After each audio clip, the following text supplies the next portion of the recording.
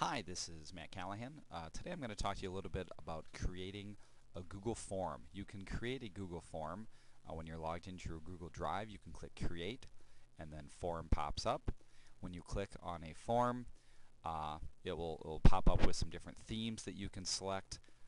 So you can go ahead, you can select a theme, and then you get right into the form. Now when you're in the form at the top, there's a few different options you can select right away. I'm logged in with my school district domain, so one of the things that it's going to ask me if I want to require people to be logged in to view the form. So if I'm collecting something where I need to know who's submitting the form answers, then I'll leave that checked. If I want it to be anonymous, then I can unselect require them to be logged in. I can unselect whether I want it to collect their username or not. If I have multiple pages, I can select if I want it to show the progress bar or not. Now with the Google form, there's lots of different questions that you can ask them. Um, when you add a question, there'll be a little add item at the bottom of your survey. When you click add item, up pops all of these different options, and I'll quickly go through some of those. The first option is a short answer. If you just want them to have a few words to type, you can do a short answer box. You can select a paragraph answer, which gives them a much larger box to type in if you want them to be able to type a longer paragraph and see what they're typing. You can do a multiple choice, option 1, option 2, option 3. You can obviously name all of the options to be whatever you want it to be. And with the multiple choice, if you do have a survey with multiple pages, you can go to a page based upon what answer they select. So that has some cool options as well. I've seen people make, like choose your own adventure books, click this option, it takes you to that page. So there are some different things you could do with that. Or the first question, could be, do you do this? Yes or no. If they collect yes, it takes them to one part of the survey. If they check no, it goes to the other.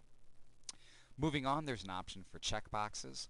Checkboxes, you can click more than one option. So you can, I always put check all that apply. If you wanted to ask, well, what day of the week works for this meeting, they could check, all the days that work for them.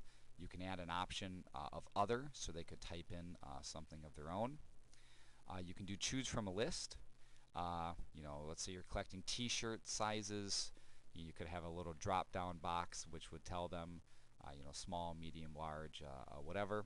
You can have a scale where you have some little buttons to click on to rate something. You can also do a grid. If you're evaluating something, your voice, lesson plan, use of technology, and some different categories to evaluate. As always, all of this can be customized with how many columns, with how many rows, with what the headings are.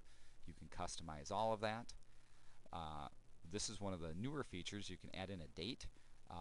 The time is optional, or you can do time separately, but if you want people to select a date or time, that is an option as well.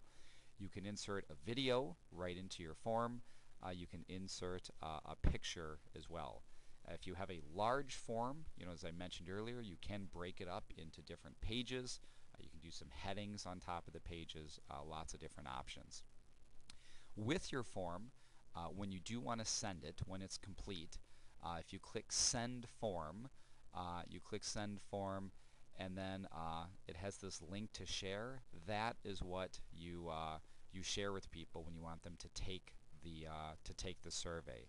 I have seen a few people where they add collaborators, and rather than sharing the link to take it, they share the ability to collaborate itself. So then when someone clicks on it, it brings up this as opposed to this. When it is shared, this is what it does look like. So they can type in a short answer, a long answer, multiple choice. Here I'm checking, choose from a list. We'll click on the date. Up pops a little. We can play the video. We won't. And then when you click submit, it will send it into a spreadsheet. Now you can pick which spreadsheet it goes into. Up here where it says accepting responses, you can turn it on and off. View responses, and then it will take you to the spreadsheet to see you know, how people have answered your questions. It's a quick intro to Google Forms. It has some great uses, doing surveys, quizzes. There's scripts you can use. If you do a quiz, it will grade, or add-ons rather, it will grade your your quiz for you. Flubaroo is a great one for that. But yeah, hopefully that gives you a little idea about Google Forms. And if you have any questions, let me know. Thanks, and have a great day.